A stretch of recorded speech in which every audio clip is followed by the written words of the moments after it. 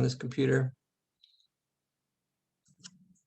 So first, to start off, like with when I'm going to animate, I'm going to set up my viewers in a very specific way. So I have all the tools I need available. So I'm going to go to layouts. Under panels, I go to layouts, 3-pane split top. And this is already my graph editor, which is what I want you guys to have it set to. So go to panels, panel, and then find graph editor. And I'm going to expand this. Also, you can see that I'm over here at 343 to 325. I was animating something else. So I'm going to change that, but I'll do that in a second. This is my working camera. My perspective view is my working camera. In other words, that's the camera that has my controls turned on, so I can select stuff easily. If I need to grab a different camera, oops, I said none. So I'll turn on my polygons, my NURBS curves, and probably my cameras too. Cameras.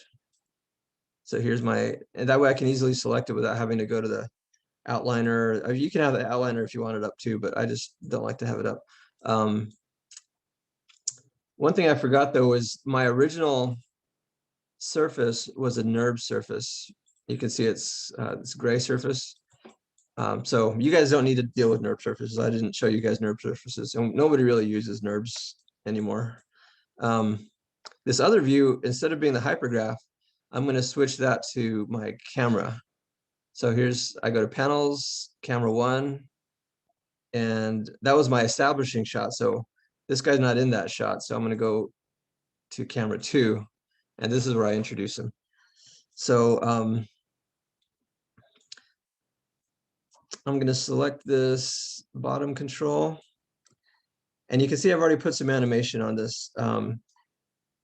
So the other thing I wanted to show you is I had the other characters, let's see, cons, yeah.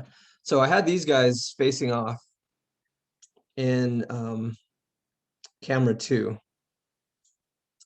And then at the end of camera 2, I think I started at 200.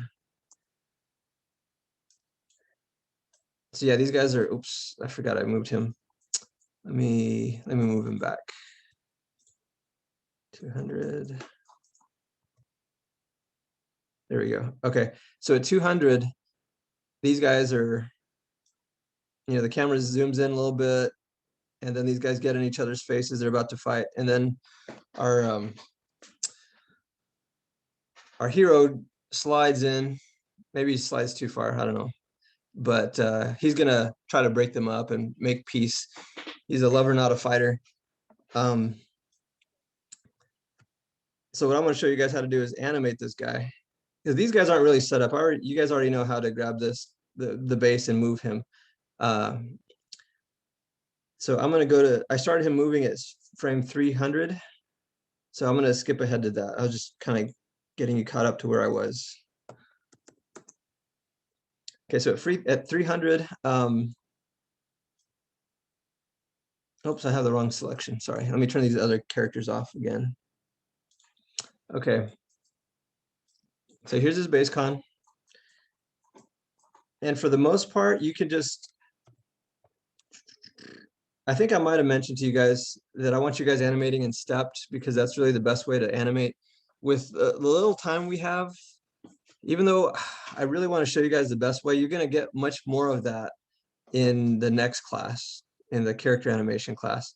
So I think for the sake of simplicity, I'm just going to skip that so you guys can just focus on, because one thing that Dave, they showed me some examples of what students did in the past, and they basically, and I mentioned this at the beginning of the semester, the students animated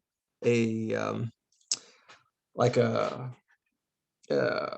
airplane or some kind of a spaceship in space.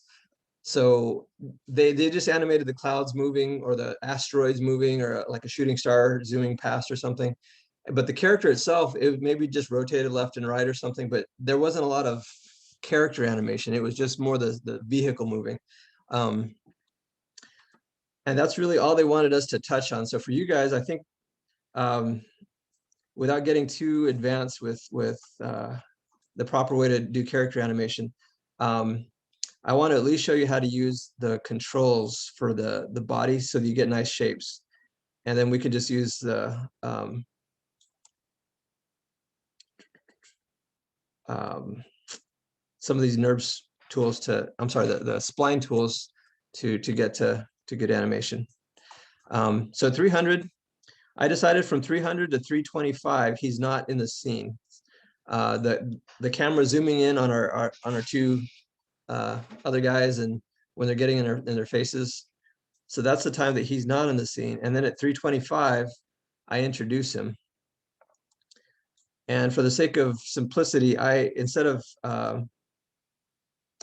so what I started animating on the other in yesterday's camera was he was hopping through here, but I'm going to show you. I'm just going to delete what I did previously. So I'm going to select his con, protester con, and I'm going to say select objects. Did I show you guys how to make sure that everything is selected in the con layer? In fact, I'm going to rename this, and I'm going to have you guys rename this as well. So because you're going to have multiple characters, or some of you guys have multiple characters, I'm going to call this guy protester. I don't need to have pawn anymore. And I already know that those are his cons. So I'm going to call this protester underscore ALL. So I'm going to have, if I had a police officer, I would have a officer all LYR for his controls. So going back to the hypergraph really quick, if I hit F and I zoom in here, so I'll do this again. I right clicked on the protester all layer and I selected objects. And you have to make sure before you start animating, go through and check the cons. All the cons that you're going to animate are selectable, or they're highlighted yellow. Waist, base, chest, neck, head, headgear. What else did I have in here? His microphone or his megaphone. He has a bagel in his hand, and then his toe cons. So those are all the controls for this character.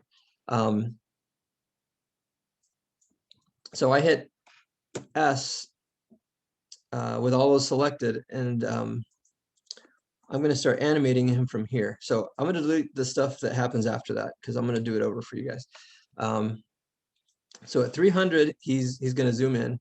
From 300 to, let's say it's going to take him 1 second to go from this point A to wherever these guys are, to maybe next to these guys. So even though I have everything selected, you can see in here in the channel box, everything is selected. I'm not going to just grab, and this is very tempting to do, and I know you're probably going to do it and then freak out. If I start dragging him forward, you can see that everything expands. His whole rig kind of breaks. That's because I'm trying to move him. You use the all button layer here, select objects, and you hit S. Once you've hit S to key everything at 300 or whatever frame you're at for a new pose, then you go back and just select your character and you determine where he's going to be. So you start moving him forward or whatever after you've set the keys for everything. So I want him at 300 where he's at. At 325, I want to drag him forward. So again, if I'm moving, this is going to be my new pose. So I'm going to right click on the all button, say select objects. So all of my cons are selected. I'm going to hit S again. I haven't moved him yet. I deselect him and then I select the base con by itself. And then I move, let's say I drag him to here. So for the sake, again, I normally don't show students this early, but with as little time as we have, and I'm just going to show you guys the quick cheats. So I translated him in the Z, and I know that because I have my colors here. Green is Y, red is X, and then Z is well, Z is selected, so I moved him, but Z is generally blue. And you can see over here in the channel, the graph editor, those colors are always the same. Your rotate scales and translates, they have the colors coordinated so that red is always X, green is always Y, and blue is always Z. Anyway, so I dragged him to there, but I need to make sure that I'm looking at the camera also, so I'm not overshooting my camera. Yeah, maybe I dragged him a little bit too far. I'll drag him to there. And I only moved him in the translate Z, so I'm going to grab the translate Z value. And this is in stepped. And I'm pretty sure I had you guys set your animation preferences to your settings, animation preferences to clamped and stepped.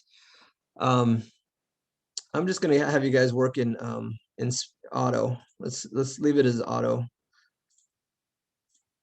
Hopefully this isn't going to cause more problems. But so this new position, I'm going to show you 3 different ways you can do this. If I hit the, so this is a step tool, and you can see what it looks like here. If I just drag from 300 to 325, he pops from one position to the other. And generally that's how I have you animate, but I'm not going to have you focus on that today, on this last assignment. So the next one over is called the flat tangent. And you can see this is already incorporating a principle of animation. It's not real obvious, but if I hit play, he actually slowly leaves his position, and then he speeds up, and then he slowly gets to his next position. So that's a slow in, slow out. And I can exaggerate that, and maybe he covers a bigger distance, or maybe I have him slower even more, where he takes longer to leave, and then he speeds up, and then he slows down or something. The one next to that is linear tangent. And if I hit play, and this again may not be as obvious, but he's moving at a constant speed from 300 to 325. There's no slow in, slow out. It's just a constant. As soon as he starts moving, he's moving at a constant velocity. So depending on what you need your character to do, most likely you're going to use linear tangent or flat tangent. So if your character is just walking and your camera is just following them, you would use a linear tangent. If your character is starting to move forward, then you probably want to use a flat tangent to get that started. So let's just say at 325 he gets here. And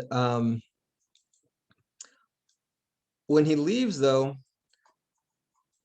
let's say I want to build in some drag. So not everything just moves all at the same rate. So I'm going to go to the control handles for I'm selecting all the controls for his body except for the base con and the toes. And I'm just going to play with this a little bit before I actually decide what I want to do with it. If I rotate it back, that's a pretty nice C curve, and that's what I want to get. But I don't want it to happen immediately. So I'm going to have it happen at, so he starts moving. Let's say I'm going to say 310. Let's see what it looks like if I drag him out here at 310. I'm going to go ahead and hit S. Oh, I'm sorry, but before I do that, let me do this. I'm going to animate him at 310, but I'm going to use my all button again. Protester all, select objects. So even though I already have a pose for his all button, I'm sorry, his base con, I'm going to go ahead and hit S.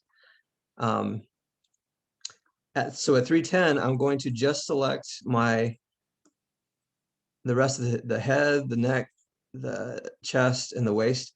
And I'm going to rotate him backwards because his foot is like on a scooter or something, and he's being dragged forward. So I'm going to zoom in here a little bit better so you can see better. So I'm rotating. I only rotated in one axis, and that's the rotate X. So if I grab the rotate X's, you can see that mine is still set to step. So I'm going to select, again, my spine controls, and I'm going to select my, actually both of these, 300 and 310, and I'm going to say flat tangent. We'll see what that looks like. So if I zoom out a little bit here, I'm not seeing him as much in the, I don't see him leave because I start him off screen, but in the perspective view, you can see that as I drag him from 300 forward, he has a nice feel of drag. His body feels like it's really dragging behind. And then when he gets here at 300, I still want him dragging. So I'm going to take that same value. I'm actually going to take what I have at 325 and delete it. And this seems really counterintuitive. Why would you just delete it if you already set those keys? In animation, you just really get used to trying something and then deleting it, trying something and deleting it. So now that I have his body in the right position for 325, I'm going to hit S again. I still have his controls selected. I'm going to hit S. So from 300 to 325, he's dragging. And at 325, he gets there. And so it took me 10 frames for him to drag. So I'm going to give him 10 frames to catch up to his feet. So 325, I'm going to start at 335. 335. So I'm going to go the other direction, rotating him forward at 335. And I'm going to hit S, switch these back to flat tangents. And now let's see what that looks like. So his body does catch up to him, but then we want to settle down. We don't want him to just stop right there. We want him to go back and forth, kind of like wobbling back and forth to a settle down. In fact, you can even use these poses if you wanted to get there. Let's say he gets there and he passes it and he's going to come back the other direction. Let's say he even passes it one more time right there. So I'm going to key it at 328 and select that value. And 336, let's say at 338, I'm going to drag what I keyed at 328 to 338. And then I'm going to go back to, I'm going to go forward now. Let's say 330, yeah, let's say 332. I'm going to hit S, grab this stuff, and I'm going to drag it to, let's see, that was 3 frames. Maybe I'll just do 2 frames. Maybe I'll do it to 342. And then the last one, I'm going to actually get him to where he should be, where he's at default, or back to, let's see, 338. That's 3. Oops. Let me actually drag it to 340 instead. And then this last one will be 42 maybe. So I'm just going to zero out my, I still have my rotate selected. In fact, I have everything selected in the spine controls, the rotations and the translations.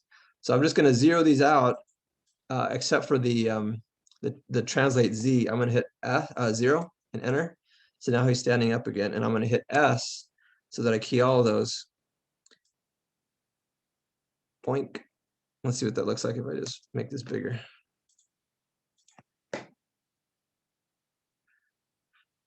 So I think the movement is right, but the timing isn't right.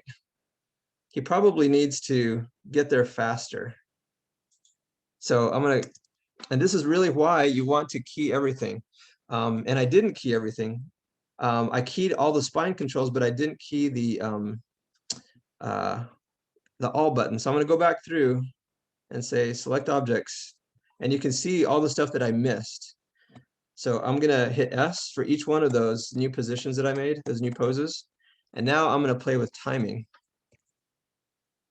So he gets there at 325. It takes 10 frames is too much. So I'm going to divide that in 2. I'm going to say, let's say just 5 frames instead.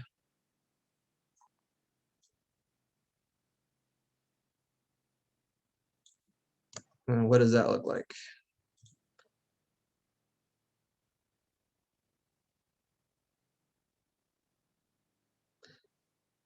In fact, what I don't like about this, I think I like the movement of his head. I could probably add another little vibration at the end to settle down. But what I don't like is that his base con slows down, because that kind of defeats this wobble at the end. So I'm gonna go back through with the base con, the translate Z, and I'm gonna leave this alone.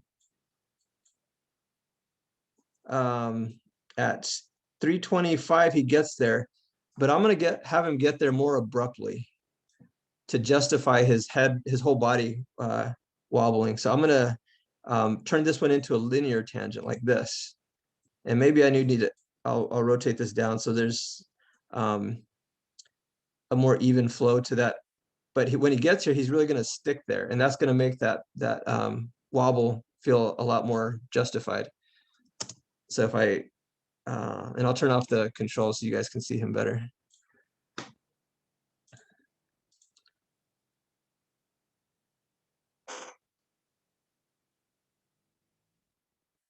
So he sticks there a little bit harder with his foot, and that feels better for the upper body to rotate more.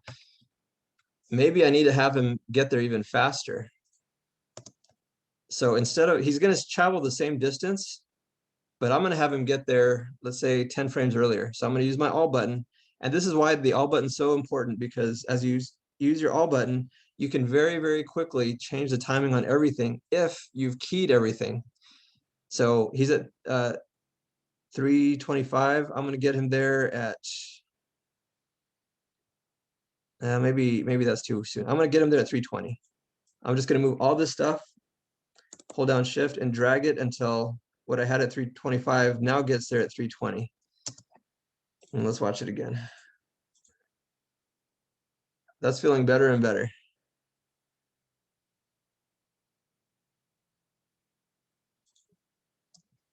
All right, so then the last thing I would do for this animation is just getting him to move forward is I'll go back to my all button. Let's see. I think I'm going to give him a couple more wobbles because it feels like he even though he does settle down a little bit, it's not enough.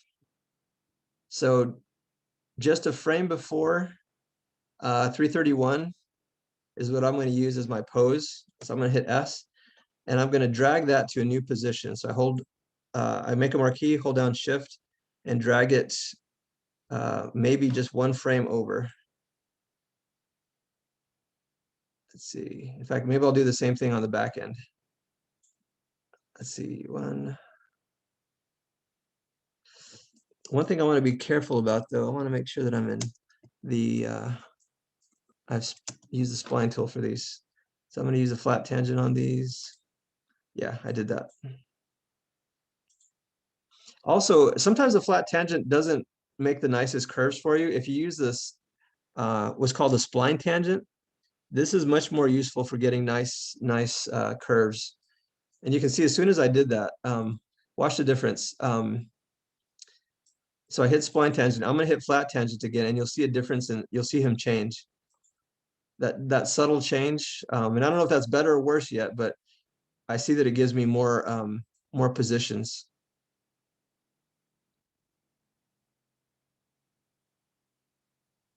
And I'll probably do that to all these.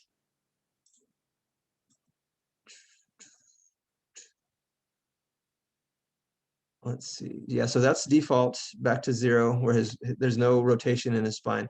I'm going to go to that one, 331, and hit S again. Oh, did I already do that one? Yeah, I'm sorry, I already did that. I was looking for one on the back side.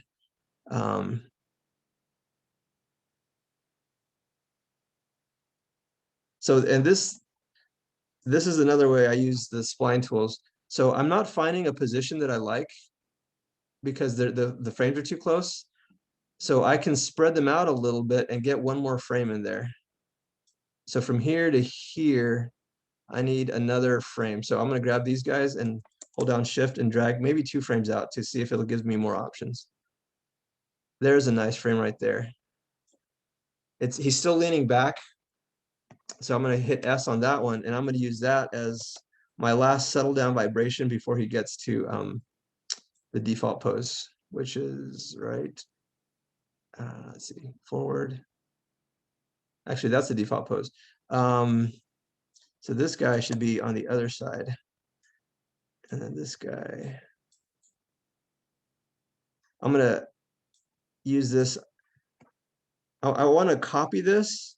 And the easiest way, what I like to do to copy, I select this guy and I'm going to put him back in stepped. So everything between that and the next pose is going to be in steps.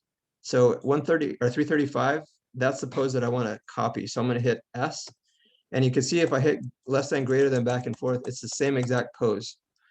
So I'm going to select this guy, hold down shift, and then drag him, because that's going to be my last position. And then I shift both of these guys back, and let's see what that looks like.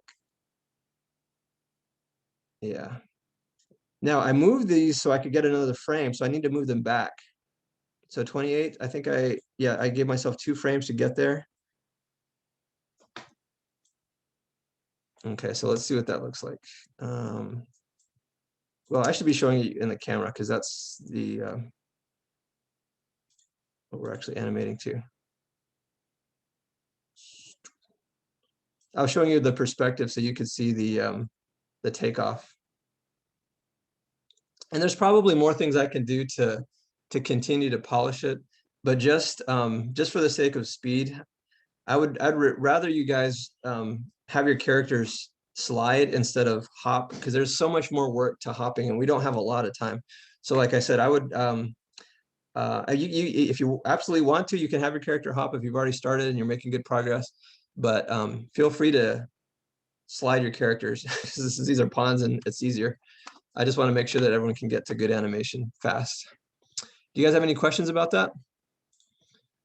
What I've done here? Not really. Okay, is it pretty straightforward? I mean, I'm gonna put the video up on the announcements page, but yeah, hopefully that'll help you guys get to faster animation. So I'm gonna go ahead and stop the video and see where we go from there.